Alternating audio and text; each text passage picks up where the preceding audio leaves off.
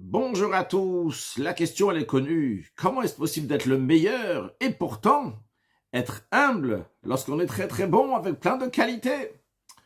Aujourd'hui, voyons cela à travers une sikha du Rabbi qui va nous donner le sens profond. Qu'est-ce que représente la Shemitah, le fait de ne pas travailler la terre la 7e année? C'est-à-dire, il y a un cycle de 7 ans dans l'agriculture. 6 ans, on travaille la terre et la 7e année, on repose la terre. En effet, au début de la paracha de Béhar, la Torah dit Vaidaber Hashem el Moshe Be'ar Sinai, que Hashem il a parlé à Moshe Rabbeinu au mont Sinaï, et qu'est-ce qu'il lui a dit? Que pendant 6 ans, Tizra Sadecha, tu vas ensemencer ta terre. Et la 7e année, Veshavta Haaretz Shabbat Lavai. La terre va observer un repos de Shabbat pour Havaïe, pour Hashem. Rashi ramène le Torah de Kohanim. Torah de Kohanim, c'est un midrash sur le 3e livre de la Torah, sur le Lévitique, sur le Vayikra. Torah de Kohanim, l'enseignement, le comportement, les lois des Kohanim, des prêtres. Dans le midrash, il interprète le livre de Vayikra. Et qu'est-ce qu'il dit dans Torah de Kohanim? Il dit, quel rapport de la Shemitah avec le mont Sinaï? Il y a plein de mitzvot, tous les mitzvot ont été donnés au mont Sinaï. Prends dit, Behar Sinaï, Dieu l'a dit, cette mitzvah de Shemitah, de ne pas travailler la 7e année, ça a été dit au mont Sinaï. Pourquoi ça nous a souligné au mont Sinaï? Et Rashi donc nous ramène aussi la réponse de Torah de Kohanim qui dit, c'est pour nous donner un enseignement, une règle générale, en nous disant, la même manière que la mitzvah de Shemitah, de ne pas travailler la 7e année, aussi bien la règle générale a été dite au mont Sinaï, mais aussi les détails ont été dits au mont Sinaï. Eh bien, sache qu'il en est de même aussi pour tous les commandements, même quand c'est pas dit explicitement dans la Torah, que tous les commandements, aussi bien la généralité du commandement, aussi bien les détails du commandement, tout a été donné au mont Sinaï. Le Rabbi demande, ok, on comprend bien qu'il faut nous dire que tout vient du mont Sinaï. Mais pourquoi la Torah a choisi de nous dire cet enseignement que tout a été donné au mont Sinaï de la mitzvah de Shemitah? La Torah aurait pu choisir une autre mitzvah dans laquelle on retrouve aussi que la généralité et aussi bien les détails ont été donnés au mont Sinaï. Et de cette mitzvah-là, donc pas celle de la Shemitah, mais d'une autre, on aurait déduit aussi ce principe-là, que aussi bien que la lotéa, aussi bien la généralité des mitzvot, aussi bien les détails ont été donnés au mont Sinaï. Alors, le Rabbi propose une réponse qui va repousser. Le Rabbi dit, on aurait pu répondre, parce que la mitzvah de Shemitah, ce commandement, apparaît déjà dans la paracha de Mishpatim, lorsque la Torah dit, Vehashvi'it tishmetena unetashta, que la 7e année, tu la laisseras sans la travailler et abandonner. Donc, on voit ici que ça a déjà été dit dans la paracha de Mishpatim, dans la paracha de Béhar, notre paracha, c'est répété encore une fois. Alors, c'est pour ça qu'on nous dit, voilà, regarde, il y a celles qui ont été données en général dans parachat de Mishpatim, mais les détails sont là dans cette paracha de Béhar. Mais le Rabbi dit, c'est pas une réponse suffisante, parce qu'il y a plein de mitzvot aussi qui sont dans parachat de Mishpatim, et qu'après, donc, on les retrouve. Pourquoi choisir uniquement celle particulièrement celle de la Shemitah? Et la question se renforce. Vu qu'il s'agit d'une mitzvah qu'on apprend, une règle générale pour tous les mitzvot, c'est-à-dire que de la mitzvah de Shemitah, on apprend que tous les autres mitzvot, aussi bien la généralité, aussi bien les détails ont été donnés au mont Sinaï. Dans ces cas-là, pourquoi on choisit la mitzvah de Shemitah? A priori, la mitzvah de Shemitah, ce n'est pas une mitzvah générale. C'est une mitzvah qui parle de détails et qui est d'ailleurs assez limitée. Elle s'applique uniquement lorsqu'il y a le Yovel. Le Yovel, donc, c'est lorsqu'il y a tous les 50 ans, on arrête de travailler la terre, on libère les esclaves, etc. Quelque chose qui ne s'applique pas de nos jours. C'est uniquement on applique le Yovel lorsque tout le peuple juif se trouve en Eretz Israël. Et même d'après les opinions, que la Shemitah s'applique, oui, aujourd'hui, le fait de ne pas travailler la terre en terre d'Israël s'applique aussi aujourd'hui. Mais d'après la majorité des décisionnaires, en effet, on fait la Shemitah en terre d'Israël, mais c'est uniquement d'ordre rabbinique et non plus d'ordre biblique. En plus, ce commandement, il est aussi limité par le fait qu'il est limité dans le temps. Il y a aussi certaines limites. C'est tous les 7 ans qu'il arrive. Il y a aussi une limite dans l'espace, dans l'endroit où ça s'applique ce commandement. C'est uniquement en terre d'Israël, non pas en dehors d'Eretz Israël. Alors, Rabbi nous dit, Le fait que la Torah elle a choisi cette mitzvah, la mitzvah de Shemitah, pour nous apprendre pour tous les mitzvot, que c'est des mitzvot qui sont générales, c'est parce que, en effet, on est obligé de dire que la mitzvah de Shemitah, c'est une mitzvah qui est générale. Elle a un fond qui est général, qui concerne tous les mitzvot. Quel est ce fond? Quelle est cette généralité? Nous allons voir dans la suite. Mais tout d'abord, le rabbi nous dit, dans la suite, il est dit, Shesh shanim tizra sadecha, pendant 6 ans, tu vas ensemencer ton champ, ve shesh shanim tizma karmecha, et pendant 6 ans, tu vas vendanger ta vigne, etc. Le rabbi demande a priori, pourquoi la Torah a besoin de nous parler qu'est-ce qui se passe pendant les 6 ans? A priori, il n'y a pas d'ordre ici, c'est facultatif. Si tu veux travailler les 6 ans, tu travailles. L'essentiel, c'est que la Torah te dit de ne pas travailler la 7e année. Pourquoi ça va monter à l'esprit de dire que peut-être ça serait interdit de travailler? On te dit, non, vas-y, Shechanim, pendant 6 ans, tu vas travailler la terre. Le rabbi dit, on est obligé de dire que quand la Torah dit Shechanim tizra sadecha, pendant 6 ans, tu vas semer ton champ, et tu vas vendanger ta vigne, eh bien, ça fait partie aussi de la mitzvah de Shemitah. Ça fait partie de l'idée que la Shemitah représente. La mitzvah s'exprime pas seulement le fait que pendant la 7e année, tu ne vas pas travailler, mais il y a aussi la notion de 6 ans, tu vas travailler. Et le rabbi commence à nous donner l'explication pourquoi il y a besoin de ces 6 ans-là. Le rabbi nous explique de manière générale, après de manière plus détaillée. De manière générale, ça va dans les deux sens. C'est-à-dire que tout d'abord, c'est une préparation pour la mitzvah de Shemitah.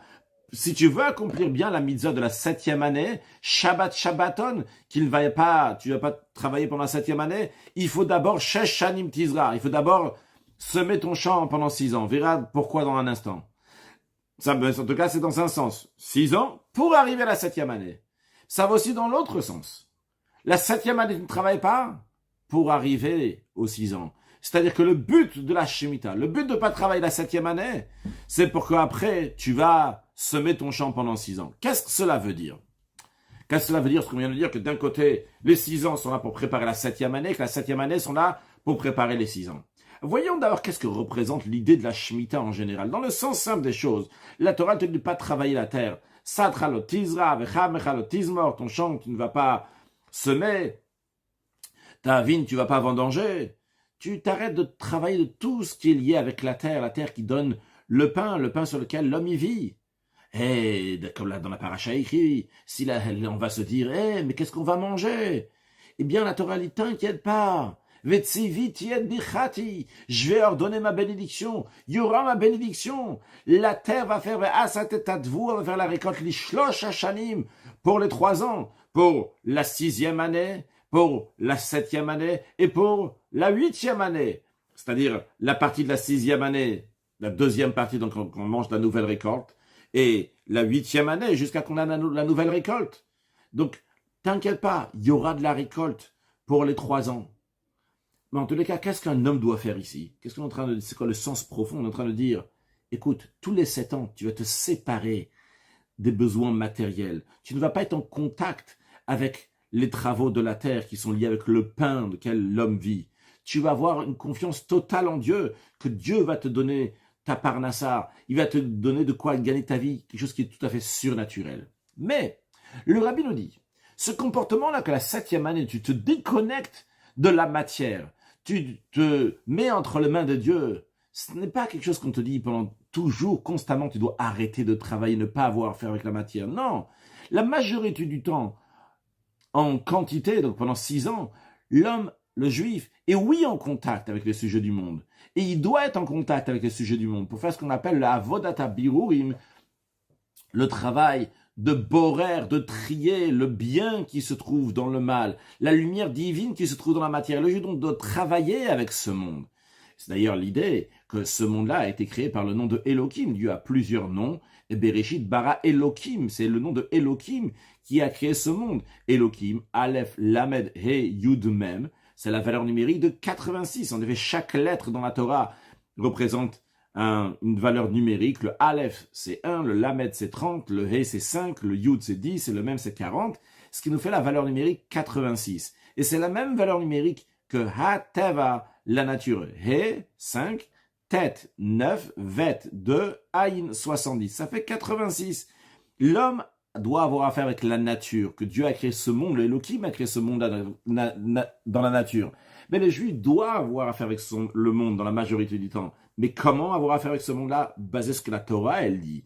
Par cela, il raffine ce monde, il fait le birour, le raffinement de ce monde. Ça, c'est de manière générale la majorité du temps. Mais de temps en temps, la Torah dit à un juif, tu dois sortir du monde, aller au-delà du monde. Vrai, ton travail est de raffiner le monde. Mais de temps en temps, tu dois aller dans une direction qui te fait dépasser du monde. Donc, d'un côté, on a affaire avec le monde, et d'un autre côté, on doit se déconnecter du monde. Et le rabbi nous dit qu'en vérité, l'un est lié avec l'autre. Lorsque quelqu'un va dans le sens d'aller au-delà du monde, dépasser le monde, que la terre se repose pour Havaye, pour Yudke Vavke, qu'il se déconnecte pour Hachem. Le Havaye, c'est quoi Havaye? Pourquoi il s'appelle le tétragramme Yudke Vavke? Parce que c'est Haya, Roveveye, il était, il est, il sera, en même temps, au même instant. C'est quelque chose qui n'est pas humain, c'est quelque chose qui est surhumain.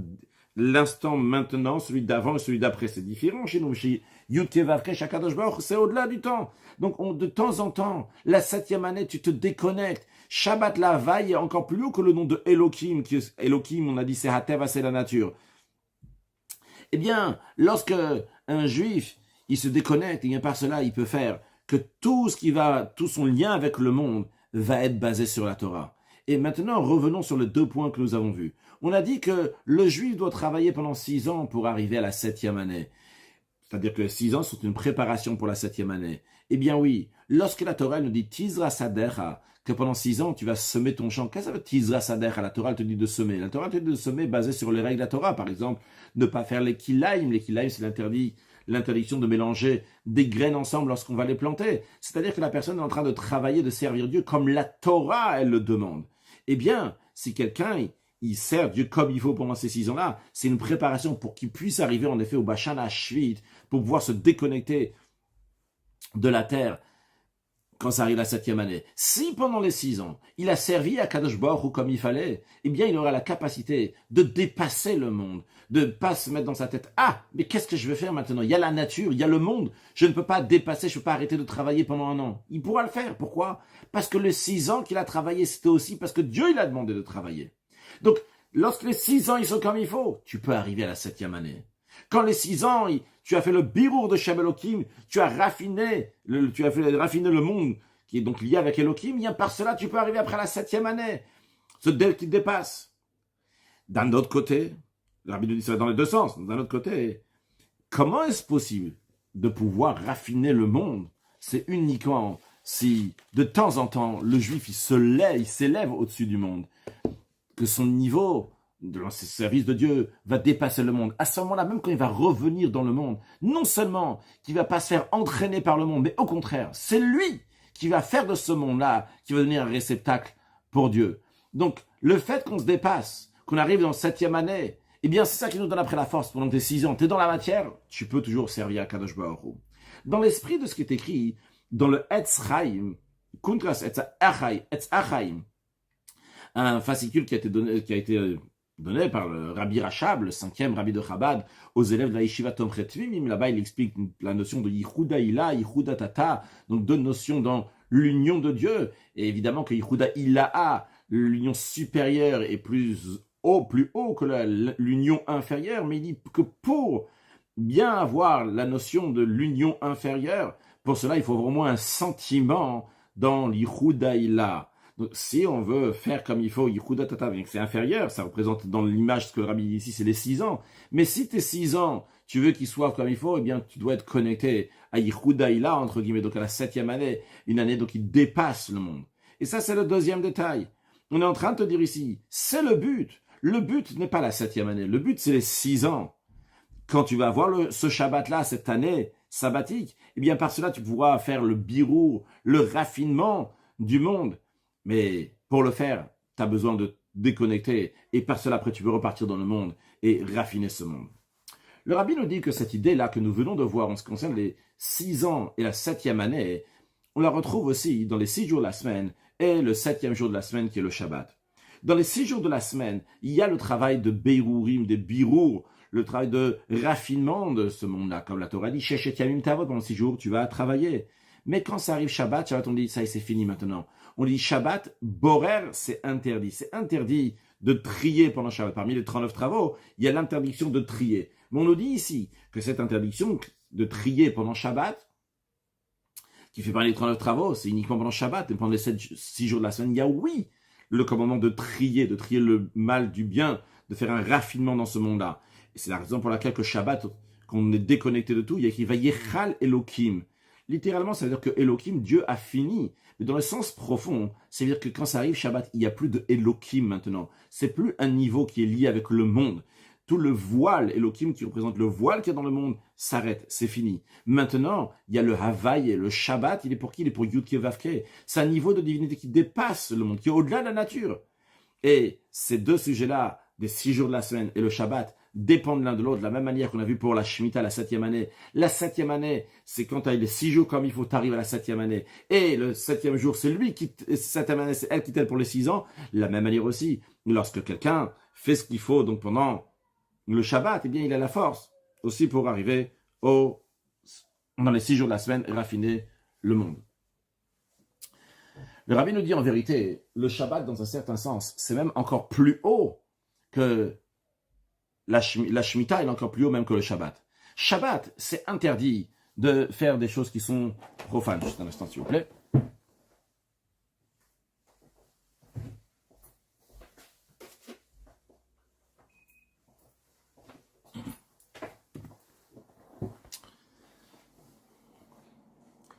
Shabbat, c'est interdit d'avoir à faire quoi que ce soit des choses profanes. Et l'homme, il se trouve pendant Shabbat dans un niveau qui est au-delà du monde, qui dépasse le monde. Il n'est pas lié avec le monde. Mais quand on est dans la Shemitah, quand on est dans la 7e année, on a le droit de travailler d'autres choses qui ne sont pas liées avec la terre. Donc, la personne, elle se trouve dans le monde. Et quand même, on dit, Veshavta Haaretz Shabbat lavaye. La terre va être un Shabbat pour availler, pour Yud Kevavke. On est en train de nous dire ici, pendant toute l'année de la Shemitah, c'est vrai que tu as affaire avec des sujets matériels. Pas des sujets matériels qui sont liés avec le monde, mais les ouvdin d'Echol. On n'a pas le droit de travailler la terre, mais d'autres choses, on a oui le droit de travailler. Eh bien, tout ce que tu es en train de travailler pendant cette année-là, c'est pas lié avec le Elohim, c'est pas lié avec la nature, c'est lié avec Havaï, Yud Kevavke, qui est au-delà de la nature. C'est-à-dire que bien que la personne se trouve dans le monde pendant cette année de la Shemitah, mais il amène dans le monde le niveau de Havaï et de Yud Kevavke qui est au-delà du monde. Donc c'est encore plus haut que Shabbat, parce que Shabbat, on s'arrête, les 39 travaux sont interdits. Mais pendant la Shemitah, il n'y a que les travaux qui sont liés avec la terre qui sont interdits. Les autres travaux sont permis. Et quand même, c'est Shabbat la Havaï et c'est lié avec Havaï. Ce qui va dans l'esprit de ce que le Baal Shem Tov dit sur le verset Veshavta Haaretz, que la terre va se reposer. On dit que la terre elle-même, dans la terre, il va y avoir cette shvita, cette idbatlout, cette annulation qui se passe la 7e année. C'est pas juste dans la personne qui travaille pas la terre, mais c'est que la terre elle-même va avoir ce raffinement de Shabbat l'Havaï et Shavta Haaretz. C'est-à-dire qu'on amène le Havaï et le Yud Kevavke dans la terre, dans les sujets matériels. Basé sur ça, le Rabbi nous dit, on va comprendre aussi pourquoi Rashi nous interprète le verset Shabbat l'Havaï et Shabbat pour Yud Kevavke, il nous dit Leshem Hashem, pour le nom de Dieu, et il nous dit comme ça a été dit à Shabbat Bereshit. Shabbat Bereshit, c'est le Shabbat de la création, c'est le samedi que nous avons chaque semaine. Comme à propos de ce Shabbat-là, du 7e jour de la semaine, il y a écrit pour Havaï, Rachel dit c'est la même chose quand ça arrive la 7e année, Shabbat la Havaï, Leshem Hashem, pour Hashem, comme c'est le 7e jour de la semaine. A priori, qu'est-ce que Rashi vient rajouter ici? Mais le Rabbi nous dit dans le sens profond des choses, basé sur ce que nous avons expliqué, on va comprendre. Vu que dans la Shemitah, la 7e année, on a le droit d'avoir affaire avec les choses matérielles, on est en contact avec le monde. Alors quelqu'un, il aurait pu penser que le fait qu'il n'a pas le droit de labourer, il n'a pas le droit de semer, c'est pas quelque chose qui est lié avec Havaï qui est au-delà du monde. C'est lié avec Avodat Abirurim, c'est lié avec le raffinement du monde. Comme la même manière que les 6 ans, il est en train de travailler, il est en train d'avoir affaire avec le monde, il est en train de raffiner le monde, il n'est pas encore, et la 7e année, il n'est pas déconnecté de tout. Alors, c'est pas lié avec Havaï. Rashi nous dit non. Ici, sache que tout ce que tu fais cette année-là, c'est le Shem Havaï. Comme il est dit pour le Shabbat Bereshit, comme il est dit pour le Shabbat. C'est-à-dire, c'est vrai que tu arrêtes de travailler la terre. La vitalité de la personne vient de la terre. Alors, tu es en train de te détacher du monde. Tu es en train de te détacher du monde, tu n'es pas en train de travailler. Et bien, on te dit, c'est comme le Shabbat Bereshit. Sache que le fait que tu as le droit de faire d'autres choses qui ne sont pas liées avec la terre, c'est pas un moins, c'est pas que tu es moins qu'un Shabbat le 7e jour de la semaine. Non, au contraire, tu as quelque chose de plus ici. Parce que même dans les choses ordinaires, le Ouvdin Dechol, dans tous les travaux que tu vas faire, à part les travaux de la terre, donc qui sont interdits, mais tout ce que tu vas faire, les autres choses, dans ça aussi tu fais amener le Havaï et le Yud Kevavke qui est au-delà du monde, qui va se mettre dans le monde. Et basé sur cela, le Rabbi revient à la question initiale. Pourquoi la mitzvah de Shemitah est une mitzvah donc, qui est générale? En quoi elle est générale? Eh bien, le Rabbi nous dit, parce que d'après ce qu'on a expliqué, que la Shemitah, il y a aussi bien 6 ans qui préparent la 7e année, la 7e année qui prépare les 6 ans. Donc, en autre mot, c'est de mettre du spirituel dans le matériel, du divin dans le matériel, d'élever le matériel au spirituel, au divin. Eh bien, ça, c'est le fond de tous les mitzvot. Seulement quoi? Dans la Shemitah, on voit ça de manière dévoilée. Voyons ce que l'Admour Azaken, fondateur de la Chassidut Rabbah, explique dans son livre magistral, le Tanya, que lorsqu'un juif est en train d'étudier la Torah, lorsqu'un juif est en train de faire des mitzvot, lorsqu'un juif est en train de faire la prière, c'est Mesirat Nefesh Mamash. Le juif donne sa vie à Dieu. Il dit de la même manière que lorsque l'âme quitte le corps, après, quand ça arrive l'âge, qu'elle n'est pas en train de penser au sujet du corps, l'âme ne pense pas au sujet du corps. Elle est entièrement unie, habillée, rattachée au mot de la Torah et la Tfila qu'elle a eu pendant sa vie. Et de la même manière aussi, au moment où le juif est en train d'étudier la Torah, le juif est en train de faire une mitzvah, au moment où il est en train de faire la Tfila, à cet instant-là, eh bien, il a le même sentiment, il doit avoir le même sentiment, comme lorsque son âme est en train de le quitter. Comme il est dit, roi David dit dans les psaumes, Elecha Hashem nafshi esa, car vers toi, mon Dieu, j'élève mon âme. Donc, d'un côté, on a Mesirat Nefesh, l'âme qui quitte le corps, on va vers le haut. Mais d'un autre côté, au moment où on est en train de faire la mitzvah, on n'est pas déconnecté de ce monde. On doit être dans ce monde. Et il faut faire attention que la mitzvah elle va être bien comme il faut. Et il y a des limites de temps, il y a des limites d'espace, avec tous les détails de la mitzvah. Tout ça, c'est des limites qui sont dans le monde. Donc on a deux extrêmes ici. D'un côté, on a le fait d'aller au-delà du monde. Et de l'autre côté, on a d'être dans le monde avec tous les détails qu'il faut. Donc, tous les mitzvot représentent ça. D'un côté, le don de soi. Donc le don de soi, c'est l'âme qui se libère du corps, qui se libère de la matière pour faire la mitzvah que Dieu a demandé dans tous les détails ici-bas, avec tous ces détails. Dans ce qu'on appelle dans la Chassidut, amener le blikvoul dans le gvoul. Blikvoul, qui n'a pas de limite, dans le gvoul, dans les limites. La Messirout Nefesh, le fait de se donner à Dieu, que l'âme va vers Dieu, c'est le blikvoul, il n'y a pas de limite, mais après qui vient dans le gvoul, dans les limites, dans la mitzvah de manière détaillée. Et ça, c'est dans tous les mitzvot. Seulement quoi? Dans le mitzvot, en général, c'est caché, ça se voit pas. Ça se représente la manière que j'accomplis la mitzvah. D'un côté, je me donne entièrement à Dieu, d'un autre côté, je suis dans tous les détails de ce monde-là. Mais dans la mitzvah de Shemitah, on le voit de manière dévoilée, et ça se voit clairement dans la mitzvah. Les 6 ans, ils sont là pour arriver à la 7e année. La 7e année, c'est pour influencer les 6 ans. Donc d'un côté, la personne est là, la 7e année qui représente la Messirut Nefesh, qui se détache de tout pour aller vers Dieu. D'un autre côté, c'est pour après amener ça dans le concret, dans les 6 ans, quand il va travailler dans la majorité de son temps, parce qu'on a dit que la Torah ne demande pas que la majorité du temps, la personne va être déconnectée. Au contraire, elle doit être connectée au monde, amener la divinité dans le monde, faire le birourim, faire le raffinant dans ce monde-là. Maintenant, la question qui se pose, mais d'où le juif, il a la force pour faire une telle chose? Et bien sur cela, on répond, il a la force du Har Sinai, du mont Sinaï. Nos sages racontent qu'au moment du don de la Torah, toutes les montagnes se sont rassemblées. Et chacune des montagnes, elle a dit qu'il faut donner la Torah sur moi. Le mont Tavor, il a dit, moi je suis particulier, je suis le plus haut de toutes les montagnes. Le mont Carmel, il dit, moi j'ai aidé pour l'ouverture de la mer Rouge. Et chacun, il avait des bonnes raisons pour que la Torah va être donnée sur lui. Dieu, il a répondu à toutes ces montagnes, Lama teratzdun, pourquoi jalousez-vous? Et le mot teratzdun se traduit, est compilé des mots tirtsudin. Vous faites des histoires, vous cherchez quelque chose. Vous êtes pourtant, la suite du verset dit, harim gavnunim, vous êtes des montagnes qui sont gavnunim, ici dans le sens de giben odak. Quand la Torah elle parle de quelqu'un qui a un défaut, elle dit que quelqu'un il est giben, qu'il a des soucis donc qui sont plus longs, ou bien qu'il est dak, qu'il y a une éruption cutanée qui est sèche. Donc dans le sens ici, vous êtes tous des montagnes, que vous avez un défaut ici. Sachez que Ahar Hamad Elokim Leshifto, c'est un verset dans le psaume, Lama Teratsunarim Gavdonim, Ahar Hamad Elokim Leshifto. Donc pourquoi vous jalousez-vous, vous les montagnes qui avaient un défaut? Sachez que la montagne que Dieu il a choisie pour s'installer, c'est laquelle il désire, c'est lequel? C'est le mont Sinaï. Le mont Sinaï, des Makir Mirkol Touraya, on dit, c'est une montagne qui est le plus basse que toutes les montagnes. D'un côté, c'est une montagne, mais d'un autre côté, elle est plus basse. Alors, Rabbi demande, mais dans ces cas-là, si Dieu y cherche l'humilité, la petitesse, le bas, alors pourquoi il cherche une petite montagne? Il a donné la Torah, ou bien dans une vallée, au moins dans une plaine, mais en tous les cas pas sur une montagne. D'un autre côté, si la hauteur, le fait d'être haut, d'être montagne, il y a une importance, dans ces cas-là, la Torah elle aurait été dû donner sur des montagnes qui sont même encore plus hauts que le mont Sinaï, des très grandes montagnes. Pourquoi Dieu a pris une montagne qui est petite, qui est basse? Alors Rabbi nous dit la raison, elle est parce que le but du don de la Torah, c'est d'unir les extrémités.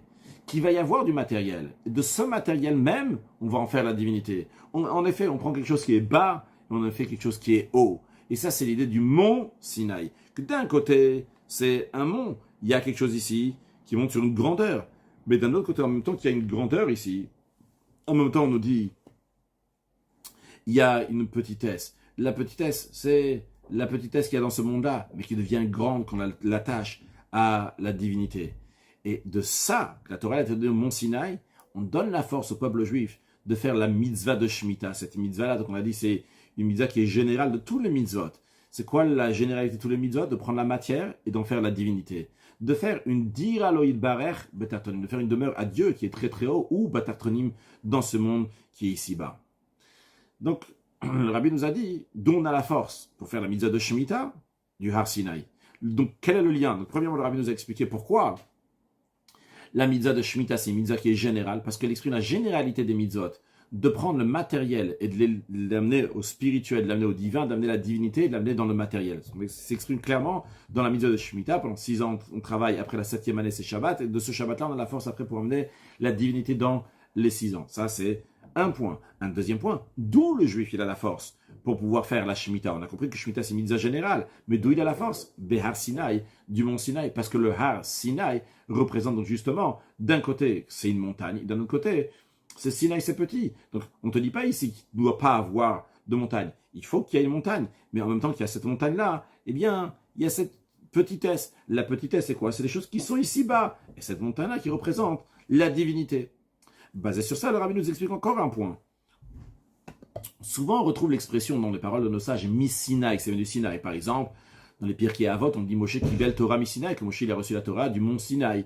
De même, on dit Halacha le Moshe mi-Sinaï, c'est une halacha qui vient de Moshe Rabbeinu depuis le mont Sinaï. Ou bien l'expression Kol Mashe Talmid Vatikatik Lechadesh, Nitan le Moshe mi-Sinaï, tout ce qu'un élève, même dans des années après le don de la Torah, va être Mechadesh, va renouveler, va faire un chidouche, ça vient de Moshe Rabbeinu depuis le mont Sinaï. Et encore d'autres expressions comme ça. A priori, la question se pose. Pourquoi on souligne ici Sinaï? L'essentiel, c'est bien Kadosh Baruch Hu. Dieu, il a dit ces choses-là. Dieu, il se trouve de partout. La Tata Panomine, il n'y a pas d'endroit où Dieu ne se trouve pas. Donc pourquoi il y a besoin de cette expression-là de dire Mi Sinaï, ça vient du mont Sinaï?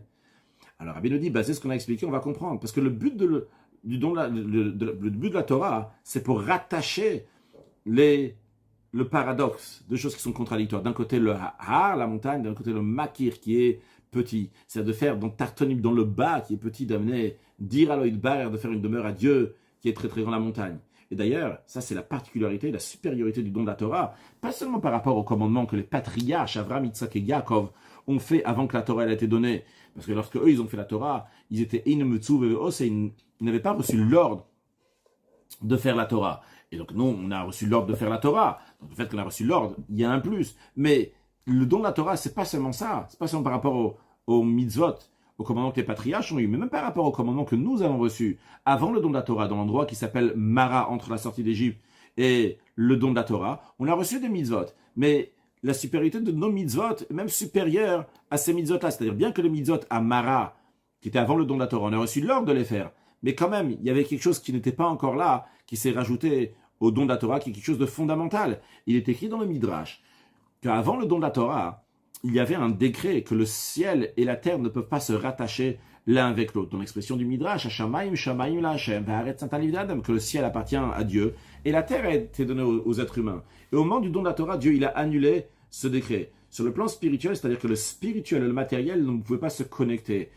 Le matériel restait du matériel, le spirituel restait du spirituel. Il n'y avait pas une connexion entre les deux. Et au moment du don de la Torah, Dieu il a dit, dorénavant, le matériel et le spirituel vont pouvoir s'unir. De manière plus précise, le matériel et le divin vont pouvoir s'unir. Donc le ciel et la terre peuvent s'unir. Et bien, vu que le don de la Torah, c'est quoi? C'est faire le lien entre le ciel et la terre, entre le spirituel et le matériel. C'est la raison pour laquelle que le don de la Torah était sur le Har Sinaï. Dans le Har Sinaï, qui représente donc ces deux notions de ciel et de terre, de spirituel et de matériel, du haut et du bas. Et d'un côté, c'est une montagne, et d'un côté, c'est bas. Donc Dieu n'a pas donné la Torah sur un endroit qui est bas, ni sur une montagne, mais dans un endroit donc, qui met les deux en même temps. Et c'est une montagne, et c'est une petite montagne. Mais non, pour revenir à la question qu'on avait, pourquoi on dit à chaque fois, mi-Sinaï, ça vient de Sinaï, ça vient du Sinaï. Eh bien, la raison, elle est, parce que lorsque quelqu'un il vient et dit, mais comment je peux avoir la force de rattacher un paradoxe? Ça, c'est du divin, ça, c'est du matériel. Ça, c'est du haut, ça, c'est du bas.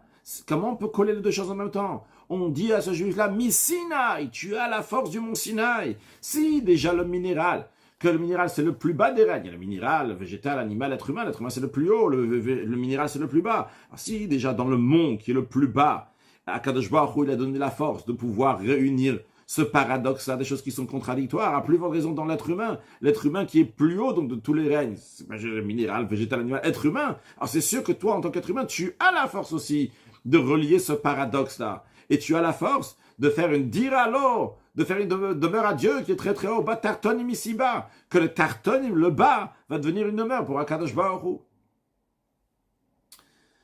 Le rabbi continue en nous disant que la possibilité de faire fusionner ce paradoxe qui s'est passé au mont Sinaï s'exprime dans le fait qu'il y avait une itnasut, itnasut, donc c'est une élévation, une hauteur, et d'un autre côté une soumission, l'humilité. Mais le rabbi nous dit, vu que dans la Torah chaque détail est précis, en plus de l'allusion générale qu'on est en train de nous parler ici de lier le haut et le bas, mais il y a aussi ici un lien de hitnasut et hitbatu, pas juste l'idée générale, le haut et le bas, mais l'élévation, la détermination et la soumission, l'annulation. Et c'est comme ça s'exprime aussi comme ça doit être chez l'homme qui étudie la Torah et qui fait les mitzvot. Et il y a plusieurs enseignements dans cela. Le rabbi va nous dire 2 enseignements. Et le rabbi nous dit, premier enseignement, pour le don de la Torah, il y a besoin de 2 conditions. La première condition, c'est d'avoir une détermination, avoir l'esprit qui est haut, qui est fort, qui est déterminé. Ne pas avoir honte des moqueurs. C'est le premier séif, le premier paragraphe dans le Shulchan Aruch, ne pas avoir honte des moqueurs. Parce que c'est avec ça qu'on commence. Il ne faut pas s'impressionner de quoi que ce soit dans le monde. Et il faut être transcendé, il faut être vraiment imprégné avec cette détermination pour l'étude de la Torah, pour l'accomplissement des mitzvot. Ça, c'est un côté. C'est la partie har, c'est la partie montagne, qui ne représente pas juste le haut, le rabbi, mais la hitnasut, le fait de s'élever, d'avoir une détermination. D'un autre côté, il est dit à propos de l'orgueil, Dieu dit, on ne peut pas vivre ensemble si quelqu'un est orgueilleux. Alors, c'est pour ça qu'il faut avoir aussi l'annulation, parce que pour recevoir Torah Mitzvot, il faut l'annulation. Et comme on dit, lorsque mon âme va être comme la poussière, comme tout le monde, devant tout le monde, la suite qu'on dit, c'est ptachliv b'torater mitzvoter, à part cela, ouvre mon cœur dans ta Torah et dans tes mitzvot. Comment on peut faire Torah mitzvot? Par le bit ou par l'annulation? C'est un paradoxe. D'un côté, on le dit, tu es déterminé, c'est toi qui fais Torah mitzvot, personne ne t'impressionne personne. D'un côté, on te dit, hey, il faut avoir du bit ou de l'annulation. A priori, c'est contradictoire. Comment on peut déterminer l'annulation en même temps? Comment c'est possible? Le rabbi, c'est pas contradictoire. Parce que d'où vient la détermination qu'il y a dans l'homme? Ça vient pas, Chazécham, que Dieu en préserve de sa yeshut, de son orgueil, que lui, son ego à lui. Non, il sait très bien sa situation. Il sait très bien que tout le monde est mieux que lui. Il se sent makir mikol touraya, le plus bas de toutes les montagnes. Il est très petit. Alors comment ça se fait qu'il a une détermination, une force comme ça de Torah mitzvot? Ça, c'est parce qu'il vient par la force de Dieu. Il vient ici pour accomplir la volonté de Dieu. Et c'est Dieu qui est mis en avant. C'est cette détermination qui est mise en avant. Et pour cela, il est tellement imprégné d'en faire la volonté de Dieu qu'il prend une si grande détermination qu'il n'y a plus rien qui peut l'empêcher à faire Torah mitzvot. Donc, d'un autre côté, il a ce bitul-là, cette annulation-là. Le bitul qu'il a, c'est cette soumission-là pour recevoir la Torah et la faire avec Messirat Nefesh, pas avec son ego en avant, parce que Dieu, il veut. Ça, c'est le bitul qu'il a. Donc, les deux ne sont pas contradictoires. Ça, c'est le premier enseignement qu'on apprend. Donc, du Har Sinaï. Comment on doit étudier la Torah et faire la mitzvot, d'un côté avec détermination, d'un côté avec le bitul, une annulation totale. Ça, c'est une chose.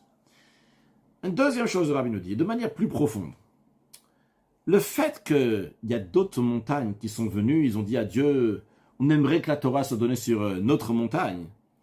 Cela nous montre que la notion de montagne, c'est quelque chose qui est important, parce que si la montagne c'était juste quelque chose donc, qui est comme ça, qui monte, qui gonfle, mais à l'intérieur il n'y a rien du tout, il n'y aura même pas une discussion que peut-être on va donner la Torah sur ces montagnes-là. Au contraire, ça aurait été une bonne raison de ne pas donner la Torah sur ces montagnes-là, parce qu'il y a écrit à propos de la Torah, l'otimat c'est bega c'est la Torah ne se trouve pas dans les gens qui sont hautains. Donc il faut dire que quand on parle d'une hagbak, la Torah elle a une hauteur comme ça, elle est haute, une grandeur. Cette montagne-là, c'est quelque chose qui est positif. D'ailleurs, dans la Chassidoute, c'est dit que dans les 4 règnes que nous avons mentionnés tout à l'heure, le minéral, le végétal, l'animal et l'être humain, dans chacun d'eux, dans le minéral même, il y a le minéral qui est dans le minéral, il y a le végétal qui est dans le minéral, il y a l'animal qui est dans le minéral, l'être humain qui est dans le minéral.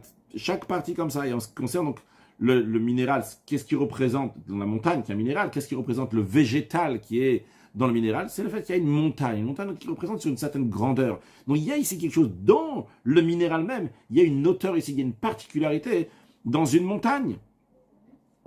Donc il y a quelque chose de particulier dans ça, mais on te dit qu'au même instant qu'il y a cette particularité-là, il faut aussi avoir la hidbatout, la chiffre, la soumission. Et d'ailleurs sur le plan spirituel aussi, c'est comme ça. Il est dit que en ani la bedat, qu'un pauvre, c'est un pauvre en connaissance. De même, celui qui est riche, c'est un riche qui est en connaissance. Eh bien, cette soumission, cette annulation-là de venafshike af ala kolti, cette annulation qui est nécessaire pour le ptach livi betoratecha, pour ouvrir, que Dieu va ouvrir mon cœur dans la Torah et dans les mitzvot, eh bien, elle est nécessaire. Et on la demande aussi à quelqu'un qui est ashir bedat, à quelqu'un qui est riche en connaissance. Bien qu'il est vraiment riche, il doit savoir qu'à cet même instant, en même temps, il doit être afar, il doit être tout à fait annulé. C'est le rabbi nous dit quelque chose de plus ici par rapport à avant. Avant, on te disait, bon, quelqu'un d'ordinaire, il doit avoir en même temps une montagne, en même temps une petitesse, en même temps il doit avoir la détermination, en même temps la soumission.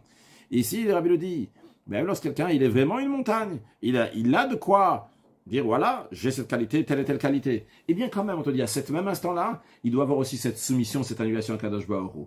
Et comme on retrouve à propos de Moshe Rabbeinu, il est dit que Va'ish Moshe Anav Meod Mikol Adam Asher Pnei Adama, que Moshe Rabbeinu était humble plus que tous les gens qui sont sur terre. Comment est-ce possible une telle chose? Eh bien, on nous dit, encore plus que ça. Moshe Rabbeinu, il connaissait ses qualités. C'est pas qu'il ne connaissait pas ses qualités, il connaissait très bien ses qualités. Il savait que la Torah a été donnée par lui, etc., etc. Mais quand même, il se considérait plus petit que tout le monde, et même plus petit que notre génération, la génération de Igveta de Meshiach, des talons de Mashiach. Pourquoi? Parce que Moshe Rabbeinu, il pensait, il était convaincu, vu son humilité, il était convaincu que si ces qualités-là, ils auraient été donnés à quelqu'un d'autre, eh bien, un autre juif, sans doute il aurait fait mieux. Comme ça, Moshe Rabbeinu, il pensait. Alors cette soumission-là que Moshe Rabbeinu avait, cette petitesse, il ne ressentait pas donc d'orgueil ou quoi que ce soit qui était élevé plus que tout le monde, bien qu'il ait des qualités. Donc il était un réceptacle pour la Torah a été donnée par lui. Donc qu'est-ce qu'on est en train de dire ici, le Rabbi nous dit? Il y a ici une montagne, et d'un autre côté, il y a aussi une petitesse. D'un côté, il y a la montagne qui représente donc cette grandeur de la personne, comme Moshe Rabbeinu. Il a des qualités, on a dit une montagne, c'est des qualités. Mais d'un autre côté, au même instant, on nous dit, il y a aussi une petitesse. Une petitesse donc qui a un sentiment, qui a rien du tout. C'est pas moi, c'est Akadosh Baruch Hu qui donne, comme on le retrouve chez Moshe Rabbeinu. Maintenant, basé sur ça, le Rabbi va nous dire, encore une précision. On dit Moshe qui bel Torah mi Sinaï. Moshe, il a reçu la Torah du mont Sinaï. A priori, qu'est-ce que ça change? Qui a reçu la Torah du mont Sinaï? L'essentiel, la Torah, elle vient d'Akadosh Baruch Hu. Mais d'après ce qu'on a dit, on va comprendre.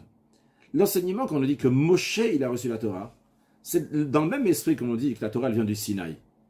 Chaque juif qui va étudier la Torah, il doit dévoiler dans son âme les qualités de Moshe Rabbeinu. Et sur 2 points. Le premier, les 2 enseignements qu'on a vus.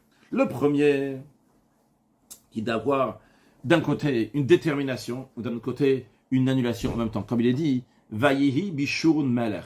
À propos de Moshe Rabbeinu, il y a écrit qu'il est devenu roi sur Yeshurun. Yeshurun, on parle du peuple juif qui est Yachar, qui est droit. Moshe Rabbeinu était roi. Ouais, c'est quelqu'un de grand, de très très haut. Mais d'un autre côté, le même Moshe Rabbeinu, Vaïsh Moshe Anav, Meod, que Moshe Rabbeinu, il était un Mikola de tout le monde. Donc il avait d'un côté la détermination, d'un côté une annulation. Ouais, une détermination. Il a le har, il a la montagne, d'un côté une petitesse. Ça, c'est un point. C'est un point donc partagé en 2. Le deuxième point, c'est être humble, tout en connaissant ses qualités. C'était Moshe Rabbeinu, il a des qualités. C'est énorme, c'est très très haut, comme la montagne. Mais d'un côté, les Sinaï, il est petit. Le Rabbi conclut, basé sur ça, associe l'explication que dans les Shabbats, qui est entre la fête de Pessah et la fête de Shavuot, après que Botziach etam Mimitzrayim, que Dieu a fait sortir le peuple juif d'Égypte, et avant qu'on arrive à Shavuot, Tavnun Elohim à la rasé, qu'on va servir Dieu sur cette montagne, sur le mont Sinaï, qu'est-ce qu'on étudie entre les Shabbatot, entre Pesach et Shavuot? On apprend les Pirkei Avot, l'éthique de nos pères, le maxime de nos pères, qu'on appelle ça, en tant que préparation dans la Torah. Parce que dans le traité Avot, on parle donc des bons caractères, derech eretz, des bons comportements, et derech eretz kalma la Torah, le bon comportement. Donc c'est une introduction pour la Torah. Et le début de Pirkei Avot, qu'est-ce qu'on nous dit? On nous dit Moshe kibel Torah mi-Sinaï. On commence avec ça en nous disant que Moshe Rabbeinu, il a reçu la Torah du mont Sinaï. C'est-à-dire que le début, la préparation du don de la Torah, c'est que chaque juif, il doit prendre sur lui le caractère, le comportement de Moshe Rabbeinu et de Sinaï. On a expliqué que et Moshe Rabbeinu et Sinaï, c'est quoi? C'est d'un côté une grandeur, une détermination, une très grande qualité, mais d'un autre côté une petitesse, une humilité, une soumission, une annulation. Et ça, c'est la première préparation pour recevoir la Torah, besimcha ou bepnimiyut, pour intérioriser la Torah, bepnimiyut et besimcha, et avec joie. Donc, est-ce qu'on a eu la réponse? Comment on peut être le meilleur et pourtant être humble? Eh bien, on a la réponse de Moshe Rabbeinu. Tu as des qualités, tu es quelqu'un d'exceptionnel, il n'y a pas de doute sur ça. Si quelqu'un d'autre il avait cette qualité, est-ce qu'il aurait fait mieux? Sûrement il aurait fait mieux. Comme ça, il faut penser comme Moshe Rabbeinu. Il faut le penser pour de vrai. C'était le cas de Moshe Rabbeinu qui pensait comme ça. Et par cela, il a eu cette petitesse. Et ça, c'est la préparation, ce bitul, cette annulation pour recevoir la Torah. Mais simcha ou pnimiyut, que Dieu fasse, que très prochainement, on va avoir une nouvelle dimension de Torah qui va se dévoiler très prochainement avec la venue de Mashiach. Now, une excellente journée.